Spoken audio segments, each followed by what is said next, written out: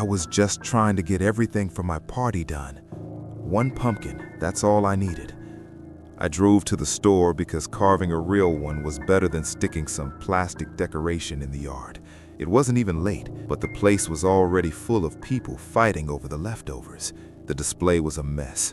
Most of the pumpkins were small, flat, or soft on one side, but there was one at the bottom of the pile, big, round, clean. I crouched down, lifted it, and felt the weight dig into my arms. It was perfect. When I stood up, he was there, a tall guy in a gray hoodie. His skin looked washed out, like he hadn't slept in days. His eyes were locked on the pumpkin.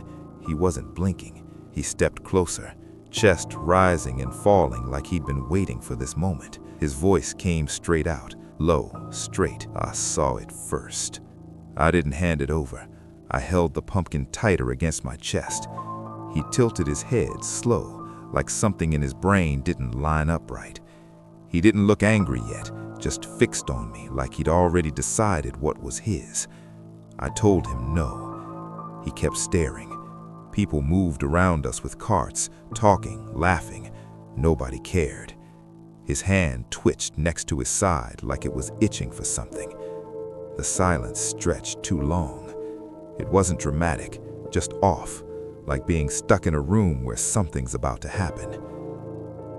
He shifted his weight, stepped in, and threw a punch at my face without a word. It hit my jaw but slid off. I stepped back, elbowed his ribs, and he folded a bit. I didn't wait for more. I pushed past him with the pumpkin. I heard his voice behind me, quiet and cold. "You'll regret that." I got home later than planned. The street was quiet, too quiet for how many people lived around here. I parked, opened the trunk, and stared at the pumpkin sitting there. When I bent down to grab it, I saw someone standing across the street. Him. Same hoodie, same dead stare. He wasn't moving, just standing on the sidewalk like he'd been waiting the whole time. I shut the trunk slowly. The sound echoed down the empty street. My keys shook in my hand as I walked toward the front door. My steps sounded louder than they should. Halfway to the porch, he lifted his arm, a gun. No yelling, no rush. He just pointed it at me like it was the most normal thing in the world. I didn't try anything. I held the pumpkin out with both hands. My arms trembled under the weight, but I didn't lower them. He walked across the street without a word. His movements were stiff but steady, like someone who already made up his mind. He grabbed the pumpkin and pressed it against his chest like it mattered more than anything else. His lips moved fast, mumbling to himself. His eyes didn't blink once. He started talking to the pumpkin, not to me. "You called me. You waited." I didn't move. His voice was shaky but sure.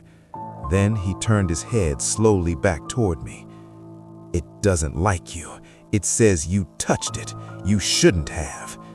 He tilted his head down, listening again, like the thing in his arm was whispering back. His fingers wrapped tighter around the gun. He jerked forward fast, the gun aimed at me again. I didn't want to see what came next. I ran down the side of the house, cutting through the lawn.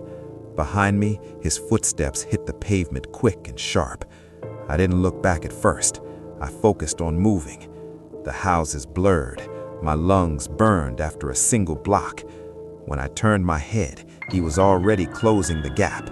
The pumpkin was still under one arm, and it didn't slow him down. I cut through a backyard, jumped over a short fence, landed hard and almost fell. He followed without stopping. The sound of his shoes was steady, fast, trained. I ran between two houses, tripped over a garden hose, and slammed my hands into the dirt. My legs felt heavier with every step. Ahead of me was a tall wooden fence. I grabbed the top and pulled myself up. My hand splintered, but I didn't care. I threw myself over and landed hard on the other side. I turned back. He was climbing fast. His foot slipped when he hit the top. He fell sideways, gun tucked into his waistband, pumpkin still against his body. The sound of the impact was sharp. His leg twisted under him with a dry snap. His head hit the pavement. He didn't make a sound after landing. I didn't move closer right away. I waited. His chest was barely rising. It looked like he was out cold. I stepped closer slowly, just enough to see his eyes. They opened wide. Blood streaked down the side of his face. He lunged at me without using his broken leg, dragging himself forward with his hands. His fingers clawed at my shirt, his weight pressing down on me. I grabbed a broken piece of fence from the ground and slammed it into his face, once, twice, 3 times. He fell back, gasping. The pumpkin rolled down from his arms and cracked on the ground, leaving a dent in the dirt. His body twitched once more. Then he went still. They found him alive, barely. The neighbors called the cops after hearing the noise. They pulled him off the ground, covered in blood, talking to his pumpkin like it was a person. He'd been living a couple blocks away. He followed me from the store. I found out later they were letting him out early.